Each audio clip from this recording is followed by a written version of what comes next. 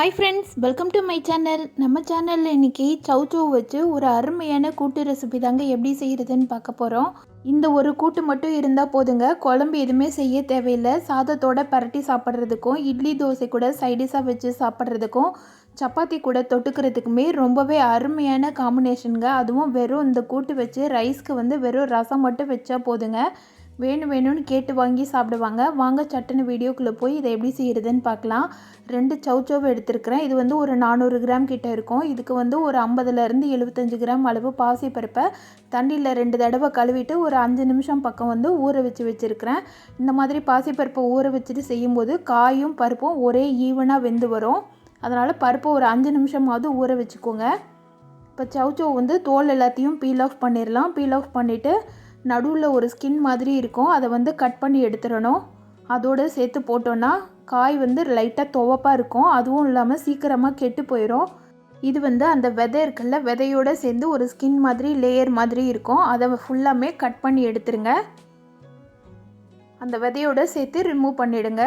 Remove பண்ணிவிட்டு இதை நல்ல பெரிய பெரிய பீஸாக கட் பண்ணிக்கலாம். நம்ம இன்றைக்கி குக்கரில் தான் செய்ய போகிறோம். குக்கரில் செய்யும்போது வேலையும் ஈஸியாக முடிஞ்சிடும், டைமும் நிறையவே மிச்சமாகும். அதனால் காயை கொஞ்சம் பெரிய சைஸ் பீஸாக கட் பண்ணிக்கலாம்.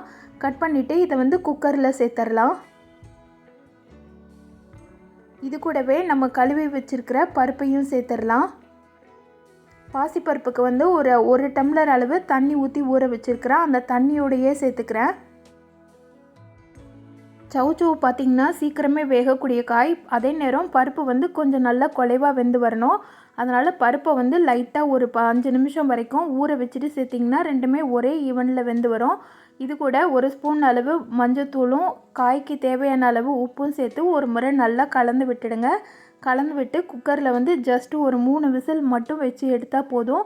காயும் பருப்பும் நல்லா அழகாக பக்குவமாக வெந்து வந்திருக்கும்.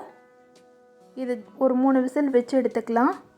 இதுக்கு தேவையான மசாலாவை ரெடி பண்ணிடலாம்.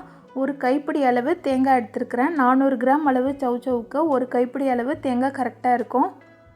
ஒரு 1/4 மூடி அளவு தேங்காய் எடுத்துக்கோங்க. இது கூட 2 பல் பூண்டு, நல்ல பெரிய சைஸ் பூண்டாக 2 பல் பூண்டு எடுத்துருக்கிறேன். காரத்துக்கு 3 பச்சை மிளகாய் சேர்த்துருக்கிறேன். இது கூட சீரகம் 2 ஸ்பூன் அளவு சேர்த்துக்கோங்க. இதெல்லாத்தையும் தண்ணி ஊற்றி நல்ல பேஸ்ட் மாதிரி அரைச்சி எடுத்துக்கோங்க. தண்ணி நிறைய சேர்த்துட வேண்டாம். பாருங்கள், இந்த மாதிரி கன்சிஸ்டன்சியில் அரைச்சி எடுத்திங்கன்னா கரெக்டாக இருக்கும்.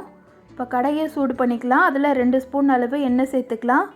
கொஞ்சமாக கடுகுளுந்த பருப்பு போட்டு நல்லா பொரிய விட்டுடலாம். கடுகு பொரிஞ்சு வந்தோடனே பெரிய வெங்காயம் நீளமாக அரிஞ்சு வச்சுருக்கிறேன், அதை சேர்த்துக்கலாம். இது கூட ஒரு கொத்து கருவேப்பிலை, 2 காஞ்ச மிளகாய் கில்லாமல் முழுசாக சேர்த்துருக்குறேன். இதெல்லாத்தையும் சேர்த்துட்டு வெங்காயம் லைட்டாக கண்ணாடி பதம் வர வரைக்கும் வதக்கிக்கலாம். அதாவது ஒரு மாதிரி லேயராக பிரிஞ்சு வதங்கி வந்திருக்கணும். ரொம்ப நேரம் வதங்கிடக்கூடாது. லைட்டாக கண்ணாடி பதம் வரைக்கும் வதங்கினா போதும். அப்போ தான் கூட்டோடு சேர்த்து சாப்பிடும்போது நல்லா டேஸ்ட்டாக இருக்கும். இப்போ பருப்பு வெந்துருச்சான்னு சொல்லிட்டு பார்த்துக்கலாம். பாருங்கள், பருப்பு ரொம்பவே அழகாக வெந்து வந்திருக்கு. பாசிப்பருப்பு நல்ல பூ மாதிரி வந்திருக்கு. அதே நேரம் காய் எதுவுமே குலையலை, முழுசாக தான் இருக்குது. நீங்கள் கொஞ்சம் பொடியாக அரிஞ்சிங்கன்னா கூட காய் குழஞ்சிரும்.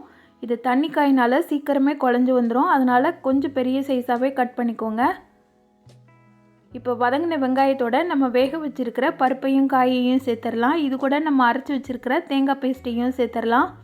பேஸ்ட்டு சேர்த்துட்டு மிக்ஸி ஜாரில் கொஞ்சமாக தண்ணி ஆட் பண்ணி அதையும் சேர்த்துக்கோங்க. தண்ணியோட அளவு பார்த்திங்கன்னா ரொம்ப ஜாஸ்தியாக சேர்த்திங்கன்னா கொதிக்கிற டைமும் ஜாஸ்தியாகும். கிரேவியும் திக்காகிறதுக்கு ரொம்ப நேரம் ஆகிடும். தேங்காய் சேர்த்ததுக்கப்புறமா ரொம்ப நேரம் கொதிக்க விடக்கூடாது. அதனால் தண்ணி கம்மியாகவே சேர்த்துக்கோங்க. சேர்த்துட்டு எல்லாத்தையும் நல்லா மிக்ஸ் பண்ணி விட்டுடுங்க. இந்த டைமில் உப்பு சரியாக இருக்கான்னு சொல்லிவிட்டு உப்பு செக் பண்ணிக்கோங்க. இதை நல்லா கொதித்து வரட்டும். இப்போ ஒரு நிமிஷம் பக்கம் ஆயிருக்கு.